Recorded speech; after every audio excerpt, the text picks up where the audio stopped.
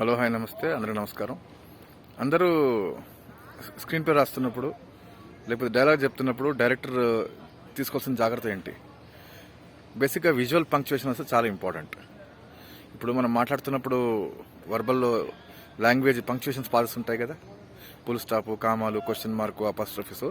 అలాగే ఎడిటింగ్లో కూడా విజువల్ పంక్చువేషన్ ఉన్నాయి. దాంట్లో రెండు రకాలు విజువల్ పంక్చువేషన్స్. ఒకటి స్ట్రైట్ కట్, రెండోది ఆప్టికల్ కట్. స్ట్రైట్ కట్ అంటే cut to cut, optical cut అంటే fade in fade out, wipe and dissolve. Most most most most important. ఉదాహరణకి ఇప్పుడు నేను మాట్లాడుతున్నాను, దీంట్లో పంక్చువేషన్ పాజెస్ లేకపోతే మీకు అర్థం కాదు. నాన్ స్టాప్ గడదరదరదరదరదరదర వెళ్ళిపోతుంటుంది. కాదు, పాజెస్ ఉంటాయి, ఫుల్ స్టాప్లు ఉంటాయి, కామాలు ఉంటాయి. మాట్లాడినప్పుడు ఉన్నాయా, రాసినప్పుడు ఉన్నాయా.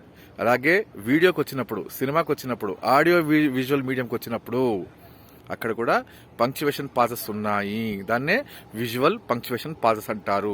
అవి రెండు రకాలు, straight cut, optical cut. Straight కట్లో కట్ టు కట్, ఆప్టికల్ కట్లో fade in fade out, wipe and dissolve. ఇవి ఎప్పుడు వాడాలి, ఎలా వాడాలి తెలుసుకుని వాడితే బాగుంటుంది. వీటి గురించి కూడా డీటెయిల్స్ చెప్తాను. క్లియర్ అనుకుంటాను. Visual punctuation pauses. Okay, thank you.